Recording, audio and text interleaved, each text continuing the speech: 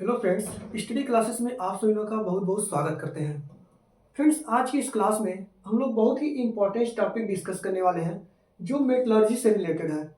Metallurgy बोले तो इसका हिंदी होता है धातु कर्म या हीट ट्रीटमेंट के बाद जो भी हम मटेरियल में ऐसे जहाँ पर हीट ट्रीटमेंट प्लांट होता है उसमें मेटलर्जी लैब जरूर होता है और मेटलर्जी लैब में जो भी स्टडी किया जाता है मटेरियल्स के कंपोजिशन के बारे में, मटेरियल्स के हार्डनेस का, मटेरियल्स के माइक्रो स्ट्रक्चर, ये सब सारा चीज़ जो है मेटलर्जी के अंतर्गत आता है। तो मेटलर्जी में एक बहुत ही इम्पोर्टेंट टॉपिक एक होता है ईसीडी या इसको बोलता है सीडी। मतलब ईसीडी कैसे निकालें या सीडी कैसे निकालें। तो आज की इस क्लास में हम यही देखेंगे कि जो भी हम मटेरियल, जो भी कंपोनेंट हम चेक करते हैं उसका केस डेप्थ या इफेक्टिव केस डेप्थ कैसे निकालते हैं, कैसे फाइंड आउट करते हैं। तो जैसे मान लीजिए कोई कंपोनेंट ले लिए, कोई कंपोनेंट है, जैसे मान लीजिए आप गियर ले लिए। तो गियर आप यदि चेक कर रहे हैं हीट ट्रीटमेंट होने के बाद तो उसमें कितना हार्डनेस आ रहा है, कितना ईसीडी आ जा रहा है, ये सारा मेटलर्जी में एनालाइज किया जाता है। तो यदि आपको ईसीडी निकालना है तो कैसे निकालेंगे। जैसे मान लीजिए कोई कंपोनेंट आप चेक किए, उस कंपोनेंट का जो है कट ऑफ दिया है, कट ऑफ दिया है 550 HB। ये आगे जो लिखा रहता है 1 2 3 4 यह लोड को रिप्रेजेंट करता है, तो हम केवल HB लिखते हैं। 550 HB इसका कट ऑफ दिया है। फिर क्या बोलते हैं, हमको इस कट ऑफ पे निकालना है, इसका स्पेक दे दिया है, आपको स्पेसिफिकेशन दे दिया कि जो भी आप कंपोनेंट चेक कर रहे हैं इसका ईसीडी आपका आना चाहिए 0.5 से 0.5 टू 3.5 mm के बीच में इसका ईसीडी आना चाहिए। लोड दे दिया आपको, किस लोड पे इस कंपोनेंट को चेक करना है, तो लोड दे दिया HB1। अब यहाँ पर HB1 लिख दिए, अब यहाँ पर लिख सकते हैं HB1 550 HB1 इसका कट ऑफ हो गया। लोड ये हो गया, स्पेसिफिकेशन हो गया और कट ऑफ दे दिया, तीन चीजें दे दिया है। अब हमको क्या करना है, निकालना है कोई भी कंपोनेंट चेक कर रहे हैं उसका ईसीडी। तो जब आप ईसीडी चेक करते हैं तो उसका लोड पहले से डिफाइन होता है कि लोड कितना है, HB1 है, कट ऑफ कितना है और स्पेसिफिकेशन कितना है। और जब हम ईसीडी चेक कर रहे हैं तो कितने डिस्टेंस में हम इंडेंट ले रहे हैं। जैसे मान लीजिए पहला इंडेंट हम यदि 0.1 mm पे लिए, इसका मतलब हुआ 100 माइक्रोन पे पहला इंडेंट लिए।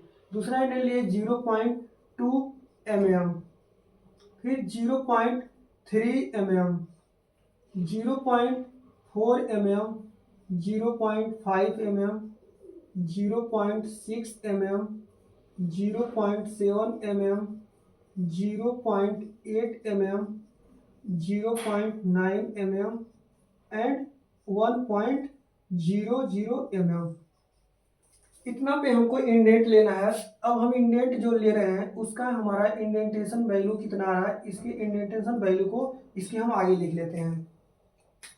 जैसे 0.1 mm पे हमारा जो इंडेंट का वैल्यू आ रहा है, जो भी हम HB1 लोड पे इंडेंट ले रहे हैं इस कंपोनेंट के ऊपर, वो हमारा जैसे मान लीजिए आ गया 700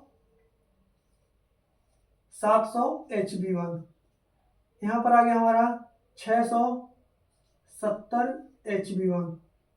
फिर यहाँ पर आ गया 645 HB1, फिर 625 HB1, 604 HB1, 590 HB1, 570 HB1, यहाँ पे आ गया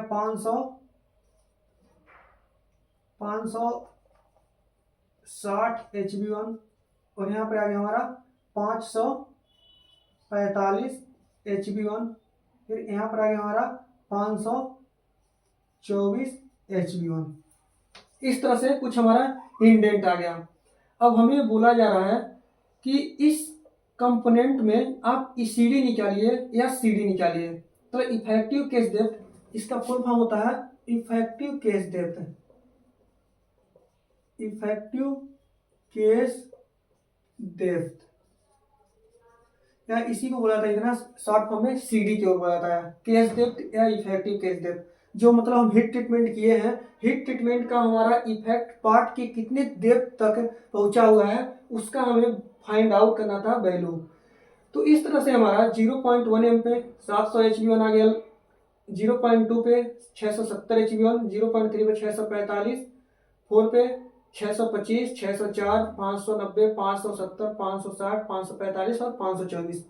जो हमारा कट ऑफ वैल्यू यहाँ पर दिया रहता है, ये वाला वैल्यू इस इंडेंटेशन में आना चाहिए। तो हमारा 550 अभी कहाँ पर आ रहा है, 560 और 545, इन दोनों के बीच में हमारा वैल्यू आ जाएगा, जिसका इंडेंटेशन डिस्टेंस है 0.1 है, 0.8 mm और 0.9 mm के बीच में हमारा CD आएगा। अब हम एक्चुअल CD कैसे फाइंड आउट करेंगे, इसका जो हमारा फार्मूला होता है, वो एक फार्मूला होता है CD फाइंड आउट करने का, ECD इक्वल टू होता है।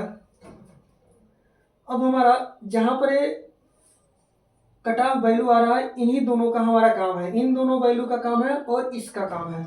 तो 560 में से 545 आप घटा देंगे तो कितना आ जाएगा, 560 में से 545 घटाएंगे, यहाँ पर वैल्यू आ जाएगा 15 आ जाएगा, 15 आया। 560 में से अब कट ऑफ वैल्यू घटाएंगे तो कितना आ जाएगा, 10 आ जाएगा। इस 10 में हम 15 से डिवाइड करते हैं। तो इसका फार्मूला कैसे बनाएंगे, इसका फार्मूला बनाएंगे 560 माइनस 550, इस पूरे का डिवाइड हम करेंगे कितना से, 560 माइनस नीचे वाले वैल्यू से 545, ठीक है। अब इस पूरे का हम मल्टीप्लाई करते हैं इनटू 0. जितना पे इंडेंटेशन है 0.1, 0.2, 0.3, यानी 0.1 का हर एक दूसरे में गैप है। तो 0.1 से इसको मल्टीप्लाई कर देंगे, जितना वैल्यू आएगा हमारा। अब इस पूरे में हम क्या करेंगे, ऐड अप करेंगे, जोड़ेंगे। ये हमारा कट ऑफ के ऊपर वाला 550 जो है 560 के नीचे आ रहा है, यानी 545 और 560 के बीच में आ रहा है। तो 0.8 को हम इसमें क्या करेंगे, ऐड कर देंगे, 0.8 mm को ऐड कर देंगे। अब जितना हमारा वैल्यू आ जाएगा उसको हम, वही हमारा ECD हो जाएगा। यहाँ पर ECD कितना होगा, 560 में से 550 गया, 10 डिवाइडेड बाई 15 इंटू 0.1 प्लस 0.8, इसमें मल्टीप्लाई करेंगे हम। मल्टीप्लाई करके देख लेते हैं कितना आता है। तो 10 में यदि आप 0.1 को मल्टीप्लाई कर रहे हैं तो 1 हो जाएगा, 1/15 प्लस 0.8, इसको आप मल्टीप्लाई करके बता सकते हैं कितना आएगा। तो हमारा आंसर आ रहा है यहाँ पे 1/15 प्लस 0.8, तो हमारा आंसर आ जाएगा 0.8666 आ रहा है। इसको आप लिख सकते हैं 0.87 mm, ये हमारा ECD का वैल्यू हो जाएगा इस कंपोनेंट में। इस तरह से आप लोग ECD किसी भी मेटल्स का निकाल सकते हैं। इस कंपोनेंट में ECD कितना है, 0.87 mm। तो मेटलर्जी लैब में ECD निकालने का फार्मूला ये होता है, इस मेथड से आप निकालते हैं। दो चीज़ का हमको यूज किया गया यहाँ पे, कट ऑफ के ऊपर वाला वैल्यू जो आया था और कट ऑफ के नीचे वाला। सबसे पहले हम कट ऑफ के ऊपर वाला value minus cut off upon cut off के ऊपर वाला वैल्यू माइनस कट ऑफ के नीचे वाला वैल्यू, जितना आएगा उतना मल्टीप्लाई करेंगे, जितना जितना डिस्टेंस पे इंडेंट लिया गया। तो 0.1 का हर एक दूसरे में गैप है, 0.1 का मल्टीप्लाई कर दिया, जितना आया उतना में कट ऑफ के ऊपर वाले इंडेंटेशन डिस्टेंस का हम ऐड अप कर देते हैं, 0.8 mm, इसे हम ऐड कर दिए, जितना आएगा वो हमारा ECD हो जाएगा। तो हम आशा करते हैं आप लोगों को ECD निकालने का फार्मूला अच्छे समझ में आया होगा। वीडियो कैसा लगा, वीडियो को अच्छा लगा तो लाइक कर दीजिएगा, चैनल पर पहली बार है चैनल को सब्सक्राइब कर दीजिएगा। थैंक यू फ्रेंड्स, मिलते हैं नेक्स्ट वीडियो में, तब तक के लिए जय हिंद जय भारत।